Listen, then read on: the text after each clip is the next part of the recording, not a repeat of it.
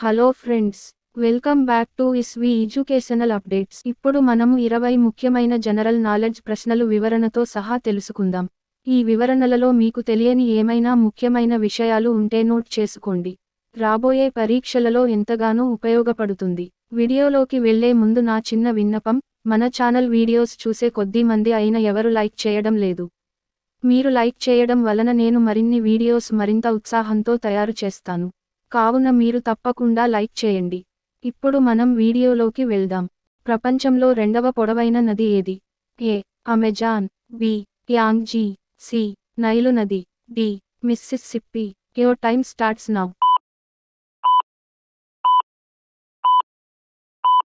సమాధానం A. Amazon. వివరణ: ప్రపంచంలో రెండవ పొడవైన నది అమెజాన్ నది. దీని పొడవు సుమారు 6992 కిలోమీటర్లు. ఇది దక్షిణ అమెరికాలో ప్రవహిస్తుంది. ఇది ప్రపంచంలోనే అతిపెద్ద నదీ వ్యవస్థగా పరిగణించబడుతుంది మరియు దాని పరీవాహక ప్రాంతంలో అపారమైన జీవవైవిధ్యం ఉంది. అమెజాన్ నది Brazil, Peru, Colombia, Venezuela, Ecuador, Bolivia మరియు గయానా దేశాల గుండా ప్రవహిస్తుంది. మొదటి మనిషిని అంతరిక్షంలోకి పంపిన సంవత్సరం ఏది? A. 1957, B. 1961, C. 1969, D. 1975. Your time starts now.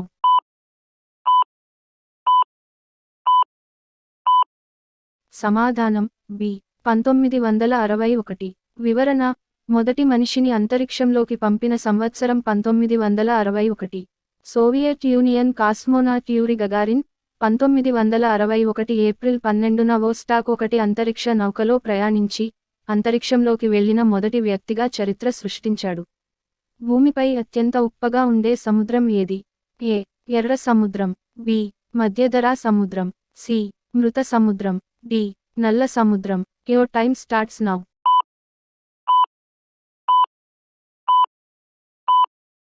సమాధానం సి.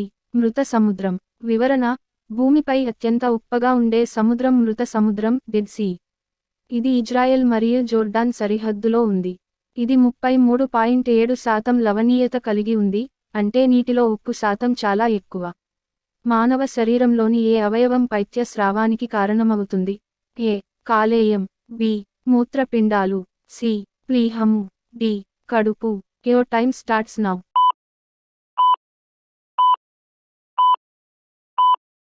సమాధానం ఏ. కాలేయం. వివరణ: పైత్యరసం, బైల్, మన శరీరంలో ఆహారం జీర్ణం కావడానికి అవసరమైన ద్రవం. ఇది కాలేయంలో తయారై పైత్యరస నాళికల ద్వారా కొంతకాలం పిత్తాశయంలో నిలువ చేయబడి, ఆహారం చిన్న ప్రేగులోనికి ప్రవేశించినప్పుడు విడుదల చేయబడుతుంది. సౌర వ్యవస్థలోని ఏ గ్రహాన్ని ఉదయ నక్షత్రం లేదా సాయంత్రం నక్షత్రం అని పిలుస్తారు? ఏ. Mars, B. శుక్రుడు, సి. బుధుడు, డి. బృహస్పతి. Your time starts now.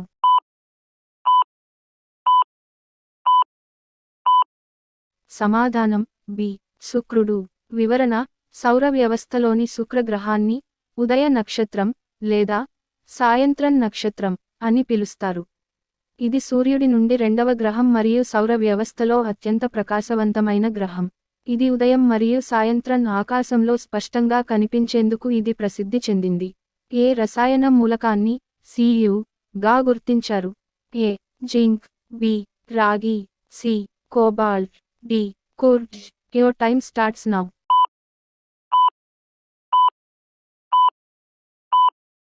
సమాధానం బి. రాగి. వివరణ: Cu అనేది రాగి, కోప అనే రసాయన మూలకం యొక్క గుర్తు. రాగి అనేది ఒక పరివర్తన లోహం, ట్రాన్సిషన్ మెటల్. దీని పరమాణు సంఖ్య 29 మరియు గది ఉష్ణోగ్రత వద్ద ఘన రూపంలో ఉంటుంది. ఫ్రెంచ్ విప్లవం ఏ సంవత్సరంలో జరిగింది? A. 1789, B. 1812, C. 1905, D. 1793. Your time starts now.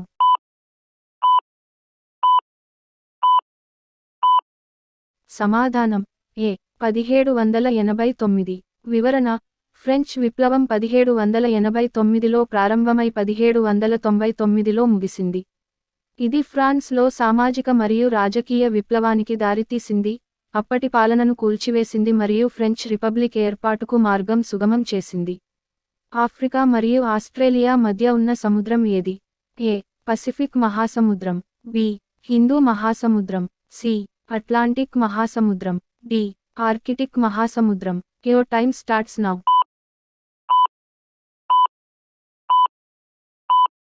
సమాధానం బి. హిందూ మహాసముద్రం. వివరణ: ఆఫ్రికా మరియు ఆస్ట్రేలియా మధ్య హిందూ మహాసముద్రం ఉంది. హిందూ మహాసముద్రం ఆఫ్రికాకు తూర్పున, ఆస్ట్రేలియాకు పశ్చిమాన విస్తరించి ఉంది. అంగారక గ్రహ వాతావరణంలో ఎక్కువ భాగం ఏ రసాయన మూలకం కలిగి ఉంటుంది? A. Carbon dioxide. B. Oxygen. C. నత్రజని. D. Hydrogen. Your time starts now.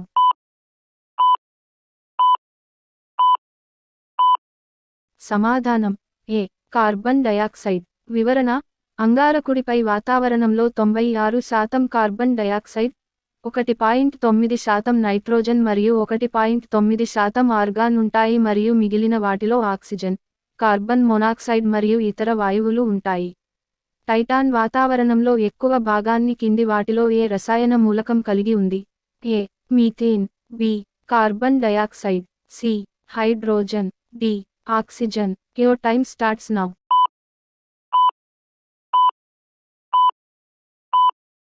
సమాధానం ఏ. మీథేన్.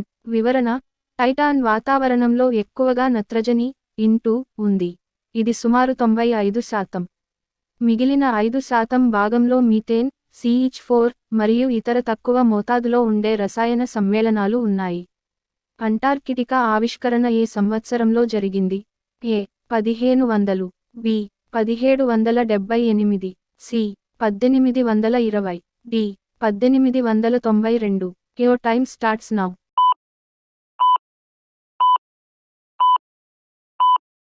సమాధానం సి. 1820. వివరణ: అంటార్కిటికా ఆవిష్కరణను ఖచ్చితంగా ఒక నిర్దిష్ట సంవత్సరానికి కట్టివేయలేం, కానీ మానవులకు ఇది తెలిసినప్పుడు అది 1820లో మొదలైంది. అప్పటి నుండి అంటార్కిటికాపై ఆసక్తి పెరిగింది మరియు 20వ శతాబ్దంలో శాస్త్రవేత్తలు, పరిశోధకులు మరియు సాహసయాత్రికులు దీనిపై మరింతగా అధ్యయనం చేయడం ప్రారంభించారు. అంతర్జాతీయ రెడ్ క్రాస్ మరియు red guard organization, red cross, ఏ సంవత్సరంలో స్థాపించబడింది? A. 1863. B. 1901. C. 1945. D. 1980. Your time starts now.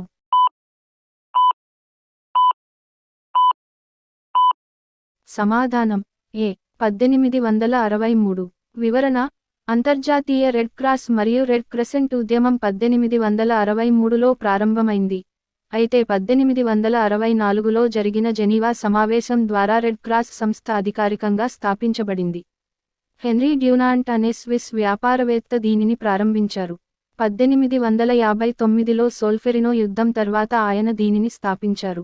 Leonardo డా విన్సీ యొక్క ప్రసిద్ధ పెయింటింగ్ ది లాస్ట్ సప్పర్ లో ఏ వాయిద్యం చిత్రీకరించబడింది? ఏ. డప్పు. బి. వీణా. సి. గిటార్. డి.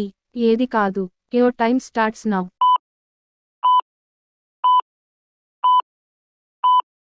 సమాధానం డి. ఏది కాదు. వివరణ: లియోనార్డో డా విన్సీ యొక్క ది లాస్ట్ సప్పర్ పెయింటింగ్లో ఏదైనా నిర్దిష్ట వాయిద్యం చిత్రీకరించబడలేదు. ఈ పెయింటింగ్ యేసు మరియు అతని శిష్యుల చివరి భోజనం దృశ్యాన్ని వర్ణిస్తుంది. ఇది మతపరమైన మరియు భావోద్వేగ దృశ్యాలను పట్టుకోవడానికి ప్రసిద్ధమైనది, కానీ సంగీత వాయిద్యాలను చిత్రించలేదు. చెర్నోబిల్ అణు విపత్తు ఏ దేశంలో జరిగింది? A. Russia. B. Ukraine. C. Belarus. D. Lithuania. Your time starts now.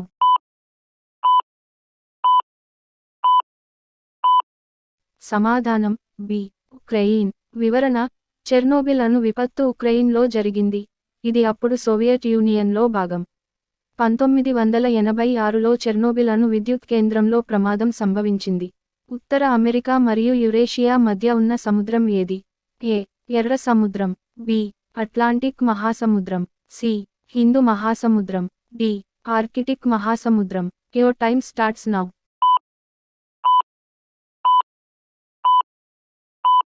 సమాధానం బి.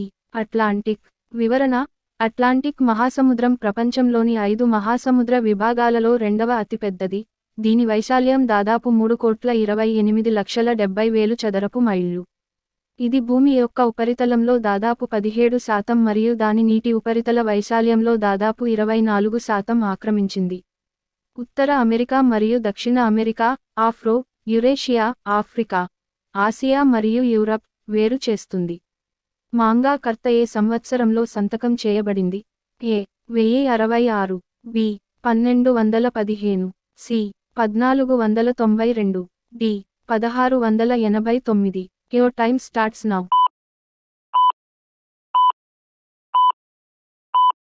సమాధానం బి 1215. వివరణ: మాగ్నా కార్టా చార్టర్ రాజు ఇచ్చిన ఆంగ్లేయుల స్వేచ్ఛలు అంతర్యుద్ధ ముప్పు కింద జూన్ 15, 1215న జాన్ను జారీ చేసి, మార్పులతో 1216, 1217 మరియు 1225లో తిరిగి జారీ చేయబడింది. సార్వభౌమాధికారి చట్ట పాలనకు లోబడి ఉంటారని ప్రకటించడం ద్వారా మరియు స్వేచ్ఛాయుత పురుషులు కలిగి ఉన్న స్వేచ్ఛను నమోదు చేయడం ద్వారా మాగ్నా కార్టా ఆంగ్లో అమెరికన్ న్యాయశాస్త్రంలో వ్యక్తిగత హక్కులకు పునాది వేసింది. ఆహారాన్ని చల్లబరచడానికి మరియు గడ్డకట్టడానికి ఉపయోగించే రసాయన మూలకం ఏది? A sodium, B hydrogen, C oxygen, D నత్రజని. Your time starts now.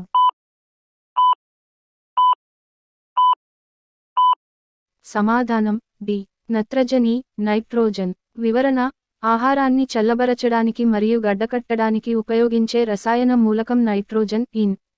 Nitrogen యొక్క ద్రవ రూపం చాలా తక్కువ ఉష్ణోగ్రత వద్ద ఉంటుంది. ఇది ఆహారాన్ని చల్లబరచడానికి మరియు గడ్డకట్టడానికి ఉపయోగించబడుతుంది. నైట్రోజన్ యొక్క ద్రవ రూపం -196 డిగ్రీల సెల్సియస్ వద్ద ఉంటుంది. ఇది చాలా తక్కువ ఉష్ణోగ్రత. పిరమిడ్లు మరియు స్ఫింక్స్కు ప్రసిద్ధి చెందిన దేశం ఏది?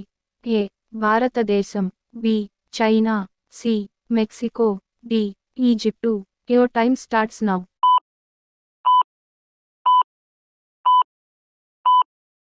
సమాధానం డి ఈజిప్టు. వివరణ: ఈజిప్టు పాత రాజ్య కాలంలో ప్రాచీన ఈజిప్షియన్లు ఫారోల సమాధులుగా గ్రేట్ పిరమిడ్లను నిర్మించారు. వాటితో పాటు వారి దేవుళ్లను గౌరవించేందుకు దేవాలయాలు మరియు గిజాలోని గ్రేట్ సింహిక వంటి స్మారక చిహ్నాలను నిర్మించారు. ఈ సమయంలోనే ఫారో ఖుఫు గౌరవార్థం ఖుఫు యొక్క గ్రేట్ పిరమిడ్ కూడా నిర్మించబడింది మరియు ఇది ఇప్పుడు ప్రపంచంలోని 7 అద్భుతాలలో ఒకటిగా ఉంది. భూమిపై జీవం యొక్క గతాన్ని అధ్యయనం చేసే శాస్త్రం పేరు ఏమిటి? ఏ పాలియోంటాలజీ, బి ఖగోళ శాస్త్రం, సి ఆంథ్రోపాలజీ, డి భూగర్భ శాస్త్రం. Your time starts now.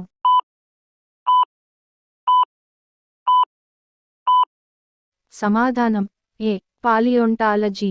వివరణ: భూమిపై జీవం యొక్క గతాన్ని అధ్యయనం చేసే శాస్త్రం పాలియోంటాలజీ, పాలియంటోలజీ అని పిలుస్తారు. ఇది శిలాజాలను మరియు ఇతర భూ కణాలను పరిశోధించడం ద్వారా గతంలో జీవుల యొక్క రూపం, పరిమాణం మరియు పరిణామం గురించి తెలుసుకోవడానికి సహాయపడుతుంది. పాలియోంటాలజీ అనేది జీవశాస్త్రం మరియు భూగర్భ శాస్త్రాల యొక్క ఒక భాగం. రక్తంలో ఆక్సిజన్ రవాణాకు కారణమయ్యే హిమోగ్లోబిన్ అణువుకు ఆధారం ఏ రసాయన మూలకం? ఏ నత్రజని, బి ఇనుము, సి ఆక్సిజన్, డి వెండి. Your time starts now.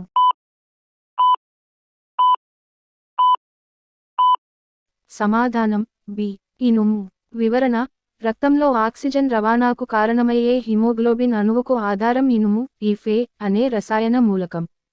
Haemoglobin అణువులో ఇనుము అణువు హీమ్ సమూహంలో ఉంటుంది. ఇది ప్రోటీన్ గొలుసుకు కట్టుబడి ఉంటుంది. ఈ ఇనుము అణువు ఆక్సిజన్ అణువులను బంధించి రక్తం ద్వారా వాటిని రవాణా చేయడంలో సహాయపడుతుంది. ఎవరైతే ఈ వీడియో ఫస్ట్ టైం చూస్తున్నట్లయితే వారు తప్పకుండా మన ఛానల్ను సబ్స్క్రైబ్ చేసుకోండి. అలాగే ఈ వీడియో చూస్తున్న ప్రతి ఒక్కరూ లైక్ చేసి మీ ఫ్రెండ్స్కి షేర్ చేయండి.